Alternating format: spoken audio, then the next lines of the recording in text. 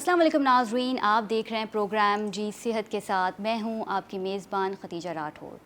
नाज़रीन, जो एहतियात हमने चंद माह पहले अपनाई कोरोना के बाइस, उसका सिला भी हमें मिला, लेकिन अब ऐसा लगता है कि फिर से शुरू से हमें वो एहतियात अपनानी होगी और उसी हवाले से हमें काम करना होगा जब तक केसेस में कमी नहीं आ जाती।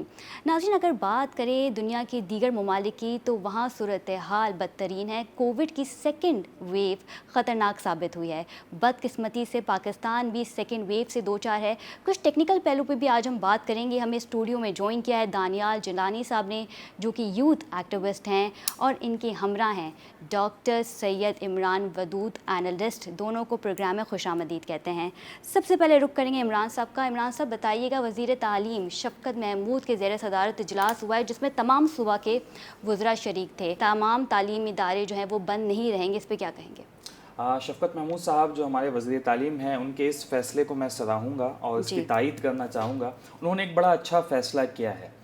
हम एक ऐसे मुल्क में रहते हैं जहाँ पर हमारा तालीमी निज़ाम, हमारे बच्चों को तालीम हासिल करने के मौक़े पहले से ही इंतहाई महदूद हैं। मैं अगर आपको ब्यूरो ऑफ स्टैटिस्टिक्स की रिपोर्ट शेयर करूं, मेरी अपनी मेरा तज्ज़िया नहीं है, ब्यूरो ऑफ स्टैटिस्टिक्स की रिपोर्ट है, तो उसके मुताबिक हमारे स्कूल गोइंग बच्चों की तादाद का 44% इस वक्त स्कूल से बाहर है। ये लॉकडाउन से पहले की बात कर रहा हूँ। और लॉकडाउन में जो 44% बच्चा स्कूल से बाहर, उसके तनासुब में कई गुना इजाफा हो गया।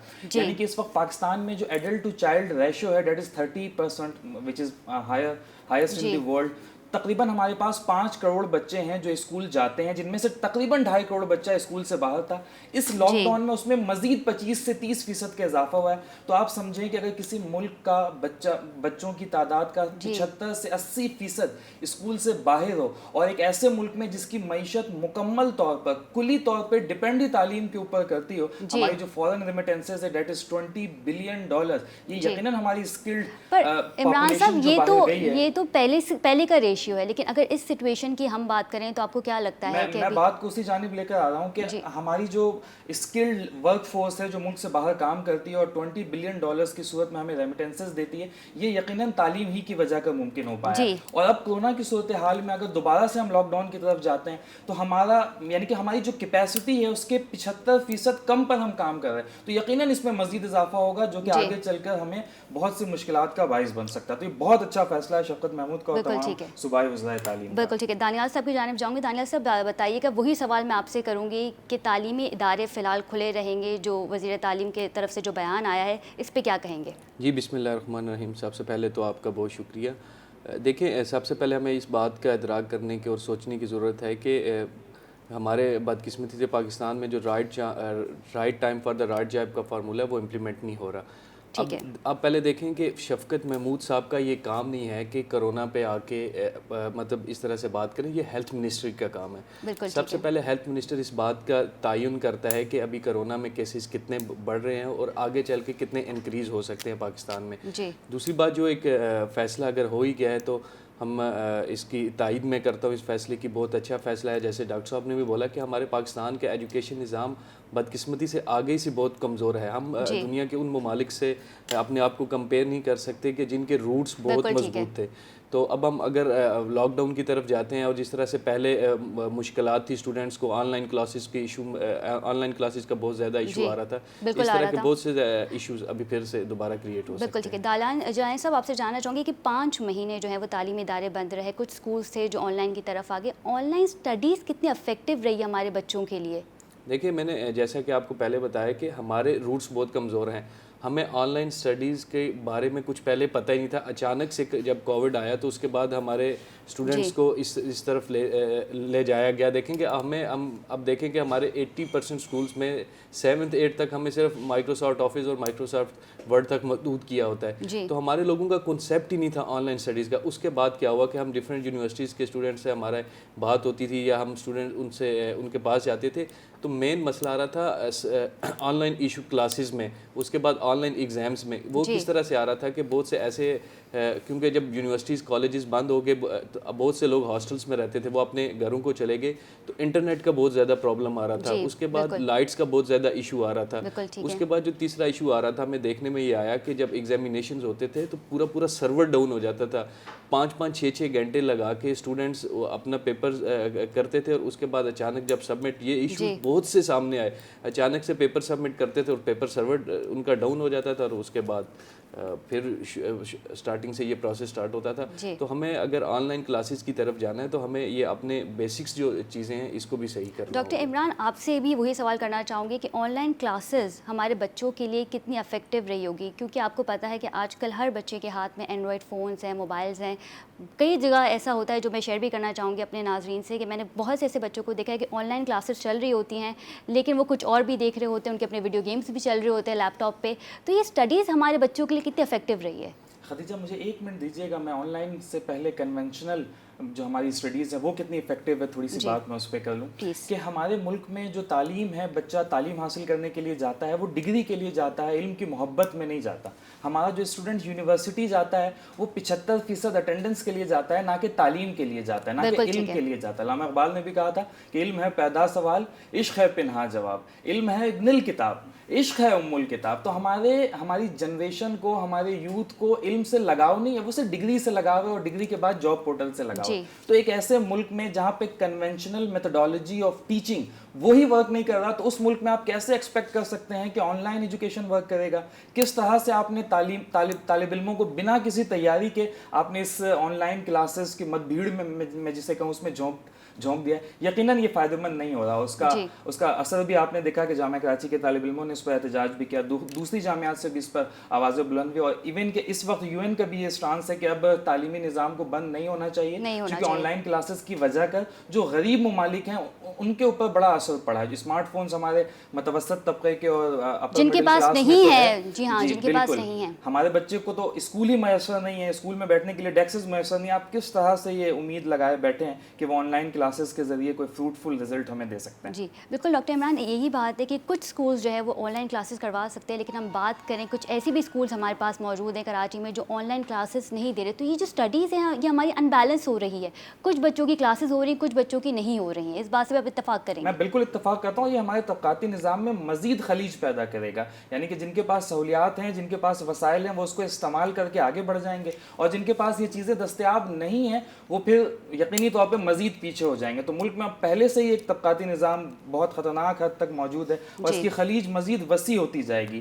تو بڑا بہترین اور شاندار فیصلہ ہے. پرائم منسٹر کا بھی ہمارا اسٹانس ہے کہ معیشت نے بھی بہت نقصان اٹھایا, ہم تعلیمی اداروں کو, صنعتوں کو بند نہیں کریں گے. تو ہم اس کی مکمل طور پہ بھرپور طور پہ تائید کرتے ہیں. بالکل ٹھیک ہے. دانیال جیلانی صاحب, ملک دوبارہ لاک ڈاؤن کا حامل نہیں ہو سکتا, یہ کہنا ہے وزیر اعظم پاکستان کا. یہ یقیناً ایک خوشائند بات ہے, کیونکہ لاک ڈاؤن ہو جاتا ہے تو ہماری معیشت نیچے گر جاتی ہے, جو آلریڈی کافی بدترین صورتحال اختیار کر گئی ہے. اس پہ کیا کہیں گے؟ دیکھیے, پاکستان آگے معیشت کے حساب سے بہت زیادہ سروائیو کر رہا ہے, اور خاص طور پر یہ جو 5-6 ماہ ہم نے لاک ڈاؤن کے گزارے ہیں اس میں پاکستان ایسا ایک ملک تھا جس نے بہت زیادہ سروائیو کیا, کیونکہ پاکستان کا 80 سے 85% ایسا طبقہ ہے جو مڈل کلاس فیملی سے تعلق رکھتا ہے. وہ ایسی فیملی سے تعلق رکھتا ہے کہ مطلب دیہڑی دار لوگوں میں زیادہ تعلق ہے, اگر وہ کمائیں گے اور ان کا روزگار چلے گا. اور اس موقع پہ اگر ہم لاک ڈاؤن کر دیتے ہیں, دیکھیں پہلے بات ہے ہمیں سوچنا ہے کہ جب پہلے بھی ہم نے لاک ڈاؤن کیا, اب لاک ڈاؤن کرنا ضروری نہیں ہے, ہم اس چیز کو روکتے نہیں ہیں کہ یہ چیز کیسے پھیلی ہے. آپ بھی اب دیکھیں, پہلے کووڈ پاکستان میں جب دنیا میں ایک کووڈ کی ایک ویو چل رہی تھی, اس کا جو فرسٹ اسپیل تھا, آپ اس میں دیکھیں کہ پاکستان میں اس وقت کیسز کتنے تھے. پاکستان میں بہت منیمم کیسز تھے, لیکن پاکستان میں پھیلا کیسے کہ آپ نے اپنے جو تفتان بارڈر تھا اس میں لوگوں کی اسکریننگ نہیں صحیح طرح سے کی, ان کو فیسیلیٹیٹ نہیں کیا, احتیاط نہیں کیا. اس کے بعد جو خلیجی ممالک میں جب کووڈ پھیلا, یورپ میں کووڈ پھیلا, تو لوگوں نے اپنے جو بیرون ملک ہمارے پاکستانی تھے انہوں نے پاکستان کی طرف رخ کیا. آپ نے ادھر ایئرپورٹ پہ کوئی اسکریننگ کا انتظام نہیں تھا, کوئی آپ کے ان کو کوارنٹائن نہیں کر رہے تھے, کوئی ٹیسٹ نہیں کر رہے تھے. ایون کہ ابھی بھی آپ ایئرپورٹ پہ چلے جائیں اس طرح سے انتظامات ہی نہیں. ہم سیریس, ہم ایسی قوم ہیں کہ ہم جب تک ہمارے سر پر کوئی چیز پڑ نہیں جاتی تو ہم اس چیز کو سیریس نہیں لیتے. تو خدارہ جو کرنے والی چیزیں ہیں وہ کریں, ہمیں احتیاط کرنی ضروری ہے, اور SOPs پہ عمل کروانا ضروری ہے. اور جہاں پہ عمل کروانا زیادہ, ابھی بھی دیکھیں کہ جس طرح سے یورپ میں فرانس لاک ڈاؤن کی طرف چلا گیا ہے, فرانس, اٹلی, اٹلی چلا گیا ہے, جرمنی چلا گیا ہے. اب یہ سارے ممالک میں جو ہمارے وہاں پہ پاکستانی ہیں وہ پاکستان ان کا ہوتا ہے کہ اب پتہ نہیں 5 ماہ لاک ڈاؤن رہ گیا, 6 ماہ لاک ڈاؤن رہ گیا, یہاں پہ روزگار تو ہے نہیں, ہم پاکستان کا رخ کرتے ہیں. اب جب وہ پاکستان آتے ہیں تو ہمارے ایئرپورٹ پہ اس طرح کے مناسب اقدامات بھی نہیں ہوتے کہ ہم ان کی روک تھام کی جائے, وہ ان کی پراپر اسکریننگ کر کے ان کو کوارنٹائن کیا جائے, پھر اس کے بعد. جی ناظرین, کورونا پہ مزید گفتگو کریں گے, لیکن یہاں وقت ہوا ایک شارٹ کمرشل بریک کا. اسٹے ود اس.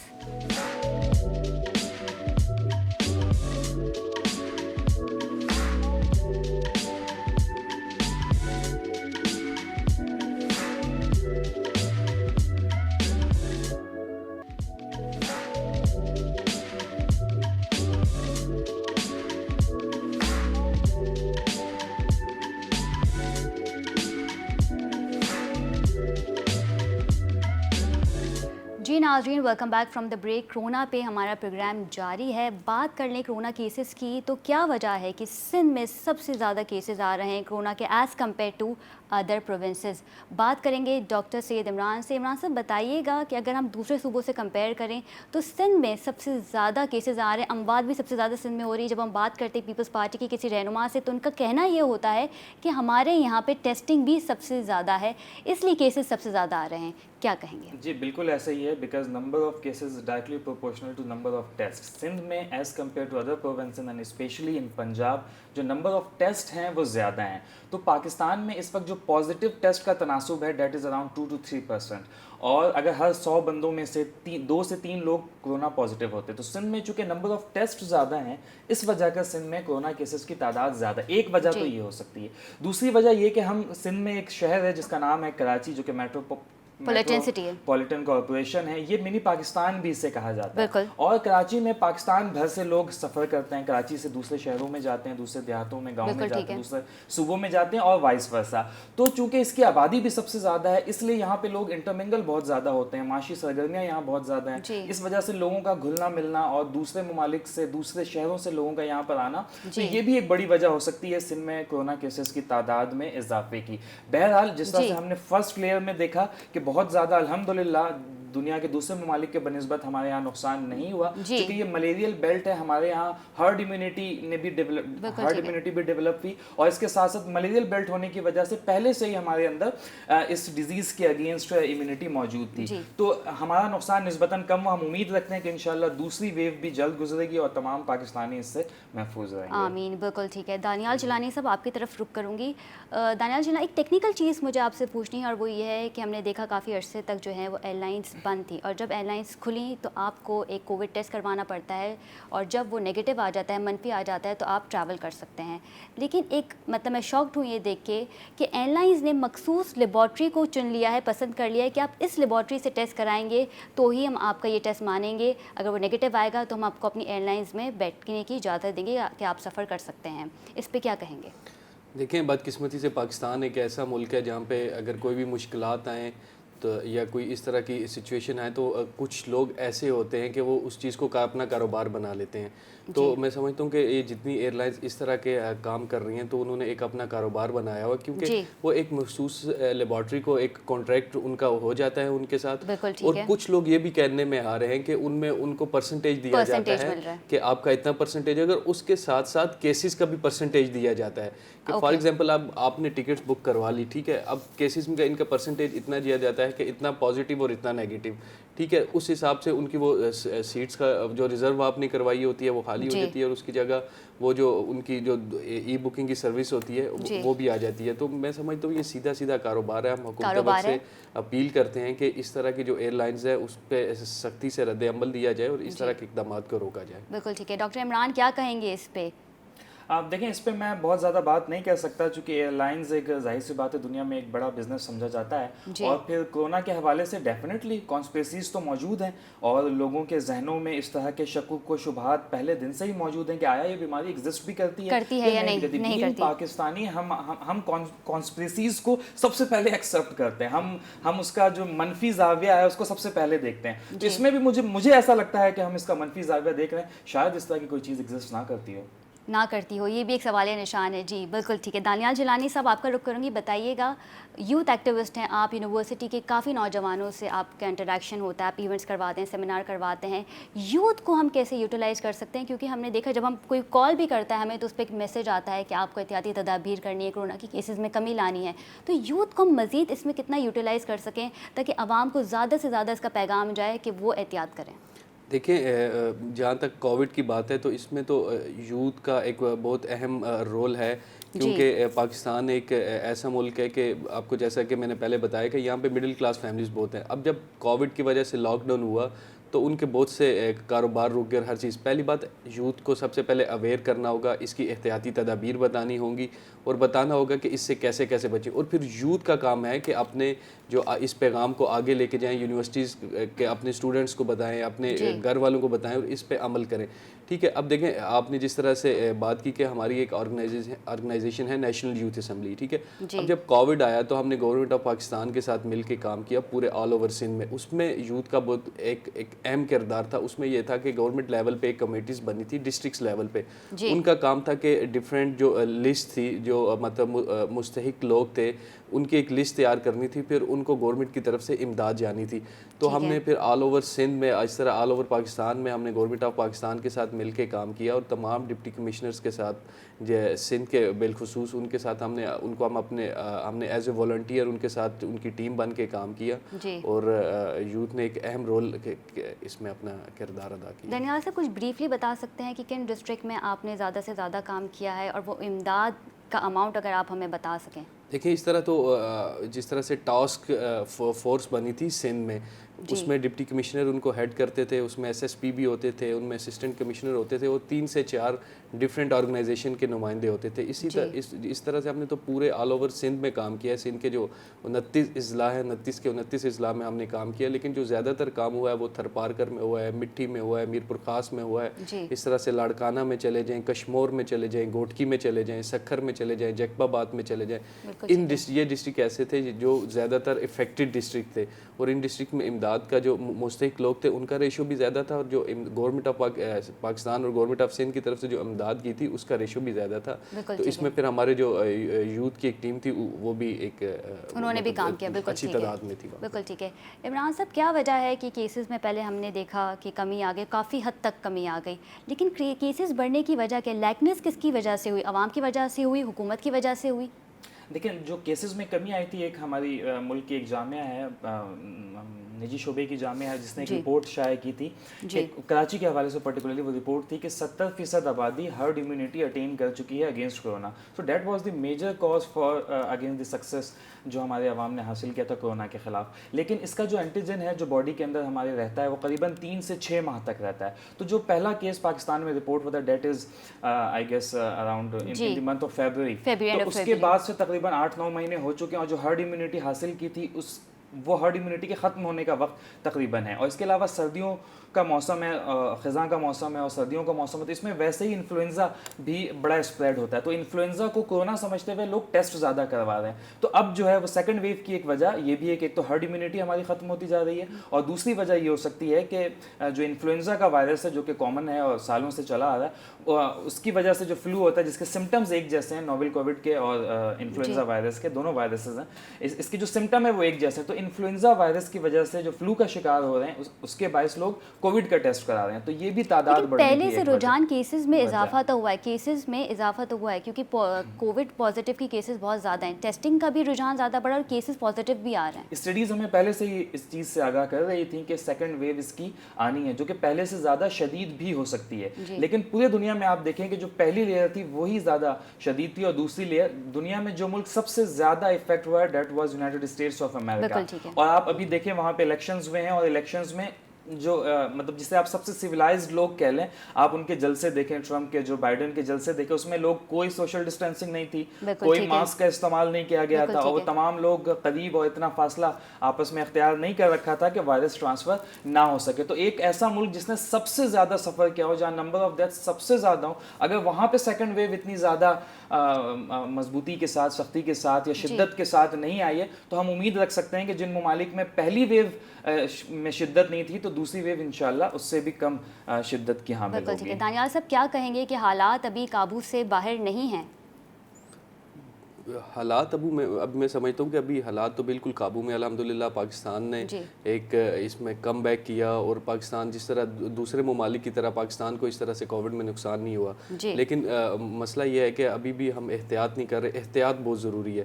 میں اپنی تمام قوم سے اپیل کرتا ہوں خدا را احتیاط کریں، اور یہ ایک ایسی بیماری ہے جس سے صرف اور صرف ہم احتیاط کر کے ہی بچ سکتے ہیں. جی ناظرین، مزید بھی گفتگو کریں گے لیکن یہاں بریک کا کہا جا رہا ہے تو ایک بریک لیں گے، کہیں مت جائے گا. اسٹے ود اس.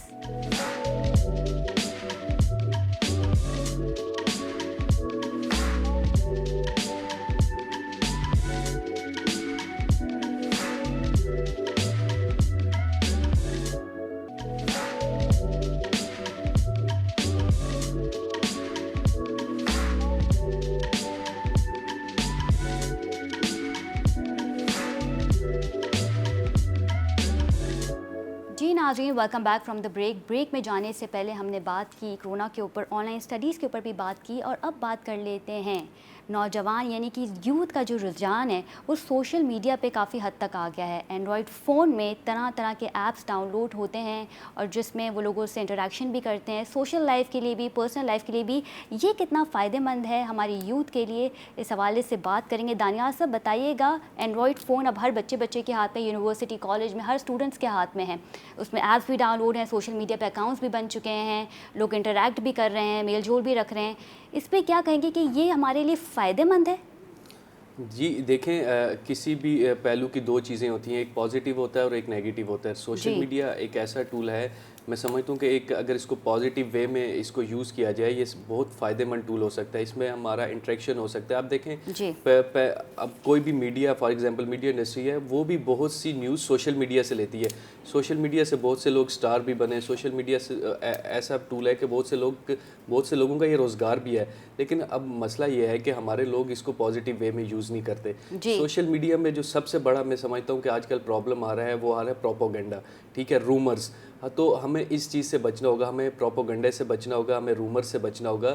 اور اسی جو کیونکہ اب دیکھیں پوری دنیا میں سوشل میڈیا کو ایک اہمیت کا حامل بن چکا ہے، اور پوری دنیا میں اس وقت ایک وار چل رہی ہے جس کو ہم کہتے ہیں 5th generation warfare. Basically 5th generation warfare ہے ہی سوشل میڈیا کی وار. اس میں تھوڑا سا اس کی ڈیٹیل میں جانا چاہوں گا کہ کیونکہ اکثر ہمیں بعض اوقات ہمیں ٹی وی پہ نظر آ رہا ہوتا ہے، سوشل میڈیا پہ نظر آ رہا ہوتا ہے کہ لوگ 5th جنریشن وارفیئر کے بارے میں بات کر رہے ہیں، لیکن ہمارے 80% سے 90% لوگوں کو 5th جنریشن وارفیئر کا پتہ ہی نہیں ہے کہ بیسیکلی یہ وار کیا ہے. یہ basically 5th generation warfare media اور سوشل میڈیا کی وار ہے. اور اس میں جو سب سے اہم ٹول یوز کیا جاتا ہے وہ پروپاگنڈا یوز کیا جاتا ہے. وہ آپ کی نفسیات کے ساتھ کھیلا جاتا ہے، آپ کی سائیکی کے ساتھ کھیلا جاتا ہے. اس میں اس طرح سے کیا جاتا ہے کہ جتنے جو آپ کے دشمن ہوتے ہیں، دشمن ممالک ہوں یا آپ کا کوئی دوسرا دشمن ہو، وہ آپ کی مطلب جو اپنی بات جو وہ کرنا چاہ رہا ہوتا ہے، وہ آپ کے لوگوں کے ذہنوں میں یا آپ سے جو پیار اور محبت کرنے والے لوگ ہوتے ہیں، جو آپ کے فالوورز ہوتے ہیں، ان کے ذہنوں میں وہ ڈال کر آپ کو اکساتا ہے. تو خدا را اب میں اگر 5th جنریشن وارفیئر کی بات کروں تو اس میں 5 سٹیپس ہوتے ہیں 5th جنریشن میں. تو 1st جنریشن وار تھی، 2nd تھی، 3rd تھی، 4th تھی، 5th تھی. اگر میں اس کی ہسٹری آپ کو بیان کرنا چاہتا ہوں، دیکھیں 1st جنریشن وارفیئر بیسیکلی جو وار تھی وہ ایک لمبا عرصے تک وار چلی. اس میں ہوتا کیا تھا کہ وہ ایک ہاتھوں کی وار ہوتی تھی کہ جس کا فورس زیادہ ہوتی تھی وہ ایک دوسرے پہ غالب آ جاتا تھا. مطلب وہ انسانوں کی جان تھی. آپ مطلب اپنے ہاتھوں کے ساتھ لڑتے تھے، ٹانگوں کے ساتھ لڑتے تھے. اس وقت اس کے بعد مطلب آپ کے چھوٹے موٹے ہتھیار ہوتے تھے، ڈنڈے ہوتے تھے، تلواریں ہو جاتی. اس کے بعد جو 2nd جنریشن وارفیئر آئی، اس میں کیا ہوا کہ آپ کے ان کی جگہوں نے آپ کے چھوٹے ہتھیاروں نے جگہ لے لی. اس میں کیا ہو گیا کہ آپ کی گنز آ گئی، آپ کی مشین گنز آ گئی، یہ چیزیں لے لی. پھر 3rd جنریشن وارفیئر آئی. 3rd جنریشن وارفیئر کیونکہ یہ ایک وارفیئر ماڈل ہے، پوری دنیا میں اس کا امپلیمنٹیشن ہوتی ہے اس وارفیئر ماڈل کی. پھر 3rd جنریشن وارفیئر آئی. اس میں آپ کے بڑے میزائل آ گئے، ٹینکس آ گئے، آپ کے توپ خانے آ گئے، آپ کے بڑے بڑے جہاز آ گئے. یہ تھی 3rd جنریشن وارفیئر. پھر 4th جنریشن وارفیئر آئی جس میں سمجھتا ہوں کہ پاکستان نے بہت سا اس جنریشن وارفیئر میں سروائیو کیا، وہ تھی آئیڈیاز کی جنگ، کہ مطلب کہ اگر آپ کا کوئی دوست ہے ان دونوں کے درمیان میں پھوٹ ڈلوا کے ان دونوں کے درمیان جنگ کروا دی جائے. اور اس کا جو پاکستان نے سروائیو کیا وہ پاکستان اور افغانستان کی وار تھی، جس میں ہم نے میں سمجھتا ہوں کہ کسی کی جنگ ہم نے لڑی. تو یہ تھی 4th جنریشن وار. اور سب سے جو اہم اور سب سے خطرناک جنگ ہے وہ ہے 5th جنریشن وار. بیسیکلی یہ انسان کی نفسیات اور انسان کے دماغ کی جنگ ہے. اس میں آپ کے نفسیات اور دماغ کو ہٹ کیا جاتا ہے، اور اس کے لیے جو ٹولز بنتے ہیں وہ میڈیا، سوشل میڈیا جو ٹولز ہیں وہ بنتا ہے. تو میں آپ سے گزارش کرتا ہوں تمام، خاص طور پر یوتھ، ہماری سب سے زیادہ یوتھ سوشل میڈیا کا استعمال کرتی ہے. خدا را پروپیگنڈے سے بچیں، خدا را اس طرح کی چیزیں شیئر نہ کریں، اس طرح کے لوگوں کی آگے چیزیں نہ بھیجیں کہ جس میں سے ایک پروپیگنڈا یا کسی کی کردار کشی ہو سکے. جی بالکل ٹھیک ہے. ڈاکٹر عمران کی جانب میں جاؤں گی. ڈاکٹر عمران، جیسے کہ بہت بریفلی جیلانی صاحب نے ہمیں ایکسپلین کیا 5th جنریشن وار کے بارے میں، آپ سے یہ جاننا چاہوں گی، جیسے کہ ہم سب کو معلوم ہے اور آپ کو بھی سوشل میڈیا کے کئی ایسے ایپس کا معلوم ہوگا جو ہر نوجوان کے فون میں ڈاؤن لوڈ ہوتے ہیں، جس سے وہ اپنی سوشل لائف بھی کر رہے ہوتے ہیں، پرسنل چیزیں بھی پوسٹ کر رہے ہوتے ہیں. تو یہ کتنا بڑا خطرہ ہے کہ اب اپنی پرسنل چیزیں سوشل میڈیا پہ لا رہے ہیں؟ اس کے کیا اثرات ہو سکتے ہیں ہمارے آنے والے کل پہ؟ Disaster. For me, uncontrolled, unchecked use of social media is disaster. جی ایز اے پرسن بھی اور ایز اے نیشن بھی یہ ہمارے لیے ڈیزاسٹر کا باعث ہے. آپ دیکھیں کہ ہم سوشل میڈیا میں اس قدر مصروف ہیں کہ ہم نے اسی کو سارا کچھ سمجھ رکھا ہے، اور ہم نان پروڈکٹیو ہوتے جا رہے ہیں دن گزرتے کے ساتھ ساتھ. ہماری یوتھ سوشل میڈیا ہی کو اپنا مستقبل سمجھنے لگ پڑی ہے. میں اس وقت صورتحال آپ کو بتاؤں، ایک فیکٹ شیئر کروں آپ سے کہ پچھلے سال جو پاکستان کے پیٹنٹس تھے، پیٹنٹس میں بچوں اسٹوڈنٹس کو بتاتا چلوں کہ جو پیٹنٹس ہیں، جو نئی ایجاد ہوتی ہے، نئی تحقیق ہوتی ہے، اس کے بعد جس چیز کو رجسٹرڈ کرایا جاتا ہے اسے پیٹنٹ کہا جاتا ہے. اور جو پچھلے سال ہمارے پاکستان کے پیٹنٹس تھے، دیٹ واز اونلی 33.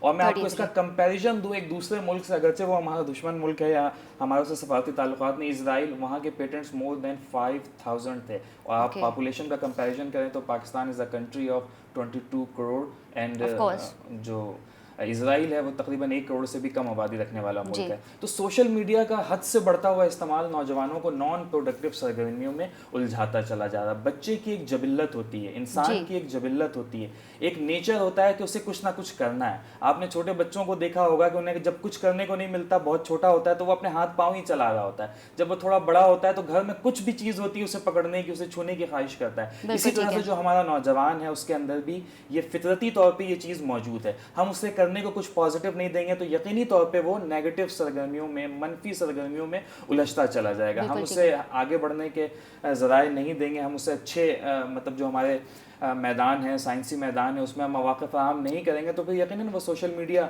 جو ہے اس گیپ کو فل کرتا چلا جائے گا. سوشل میڈیا کے انزائٹی، ڈپریشن کا باعث بھی بن سکتا ہے؟ جی بالکل. انزائٹی اور ڈپریشن اس وقت دنیا میں اسے سب سے بڑی بیماری تصور کی جا رہی ہے. خدیجہ میں آپ کو بتاؤں، جی ڈپریشن اور انزائٹی، اس کی بنیادی وجہ کیا ہے؟ اس کی وجہ ہے مایوسی، اس کی وجہ ہے نا امیدی. اچھا یہ مایوسی اور یہ نا امیدی انسان میں کب آتی ہے؟ جب وہ شکر نہیں کرتا، جب وہ اللہ اور شکر نہ کرنا. ناشکری کیا ہے؟ اللہ کی تقسیم پر راضی نہ ہونا، یہ ناشکری ہے. دیکھیں ایک جملہ یاد آتا ہے مجھے، کہا جاتا ہے کہ زیادہ کی چاہ حاصل کا لطف اٹھانے بھی نہیں دیتی. ہمیں چاہیے ہم دیکھیں تو صحیح نا، انزائٹی اور ڈپریشن کو لے کر ہم اپنے پیچھے دیکھیں تو صحیح، ہم نے شروع کہاں سے کیا تھا، ہم کہاں پہنچ بیٹھے ہیں، اللہ کی کیا کیا نعمتیں ہم استعمال کر بیٹھے ہیں، ہماری آنکھوں نے کیا کیا نظارے دیکھ رکھے ہیں، ہماری زبان نے کیا کیا ذائقہ چکھ رکھا ہے.